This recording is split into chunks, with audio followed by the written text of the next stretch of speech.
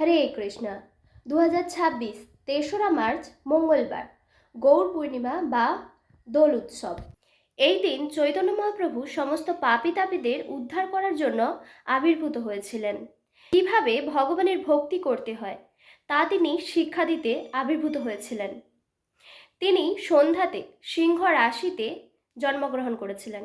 আবার তিনি যখন সচী মাতার গর্ভে ছিলেন তখন ঋতুদের মধ্যে দ্বন্দ্ব লাগছিল।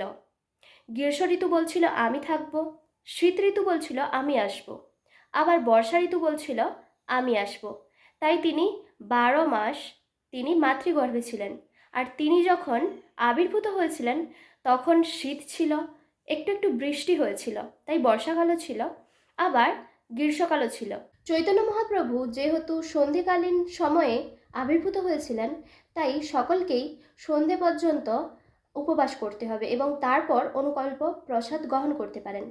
তো তিনি যখন আবির্ভূত হয়েছিলেন তখন কিন্তু হয়েছিল পূর্ণগ্রাস চন্দ্রগ্রহণ। আর এই বছর 2026-এর ক্ষেত্রেও কিন্তু 3রা মার্চ হতে চলেছে পূর্ণগ্রাস চন্দ্রগ্রহণ। তাই এই দিন সকাল থেকে শুরু করে সন্ধ্যা পর্যন্ত সকলকেই উপবাস করতে হবে, যেহেতু চন্দ্রগ্রহণ চলছে। তো তারপর অনুকল্প প্রসাদ গ্রহণ করে এবং পরের দিন ভগবানকে ভোগ নিবেদন করে সেই প্রসাদ গ্রহণ করে এই ব্রত পালন করতে পারেন। এই গ্রহণ চলাকালীন আবির্ভূত হয়েছিলেন সন্ধ্যের সময়, কারণ তিনি চাইছিলেন যেন সকলেই এই সময় গ্রহণের শেষে গঙ্গা স্নান করেন আর পবিত্র হন আর হরিধ্বনি সকলেই মিলে উচ্চারণ করেন। তাই তিনি এই গ্রহণ চলাকালীন বা গ্রহণের পরেই আবির্ভূত হয়েছিলেন। ঠিক সেই সময়েও যেমন চন্দ্রগ্রহণ হচ্ছিল এবং তারপর চন্দ্রগ্রহণ হওয়ার পর সকলেই মিলে স্নান করেছিল গঙ্গাতে গিয়ে, ঠিক এবছরের ক্ষেত্রেও 2026-এও কিন্তু 3রা মার্চ চন্দ্রগ্রহণ হচ্ছে। তাই সকলকেই কিন্তু এই চন্দ্রগ্রহণের পরে স্নান অতি অবশ্যই করা প্রয়োজন এবং স্নান করার পর অনুকল্প প্রসাদ গ্রহণ করতে পারেন।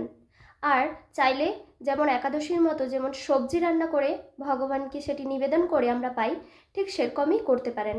দিন চৈতন্য মহাপ্রভুর আবির্ভাব তিথি, তাই ভগবানকে সন্তুষ্ট করার জন্য ভগবানের চরণে অধিক তুলসীপত্র ফুল অর্পণ করতে পারবেন, ভগবানকে অভিষেক করবেন ফলের রস দিয়ে, অধিক হরিনাম জপ করতে পারেন, আবার চৈতন্য চরিতামৃত যে গ্রন্থ রয়েছে সেটি পাঠ বা অধ্যয়ন করতে পারেন। তো সবশেষে ভগবানের প্রিয় যে সমস্ত প্রিয় খাবারগুলি রয়েছে সেগুলি ভগবানকে নিবেদন করে তারপর ওই প্রসাদ গ্রহণ করতে পারেন।